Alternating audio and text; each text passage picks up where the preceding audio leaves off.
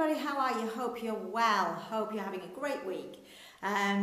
So there is something, obviously we've known about the coronavirus at the moment, but there is a worldwide pandemic or epidemic or certainly crisis that is really not talked about.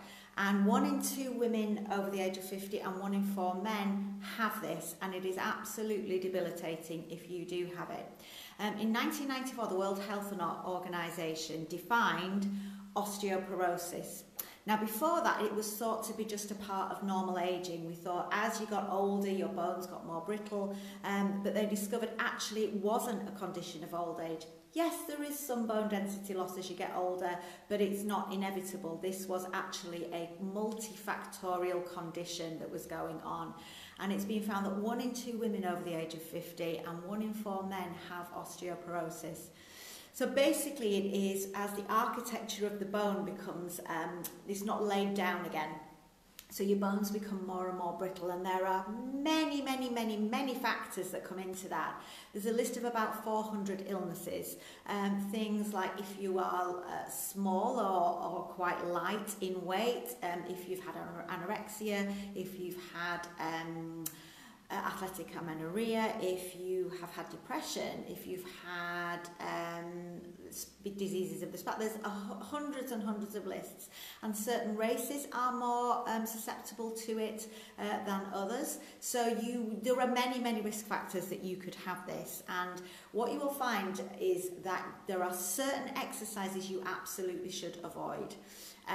So the risk to it is that you can have compression fractures in your spine, and you could have a compression fracture and not even know, which is the scary thing, isn't it? Because you think, well, surely I would feel a fracture in my spine, but you might actually have a compression fracture and not know you've got it. And what they will cause over the years is a decrease in height, so you will lose inches as you get older if you're getting these compression fractures. And of course, that is something we really don't want to happen, any messing about with the spine. So there are certain exercises you really mustn't do. However, on the flip side, there are certain exercises that can absolutely help with this. So there are certain exercises, and it is possible. There was a recent case where a lady did Pilates 3 times a week, and over a year she increased her bone density by 15%, which is amazing. So it's really important to know what you should be doing and what you shouldn't be doing. So the key to this is the only way you will know if you've got it is going for a bone density scan.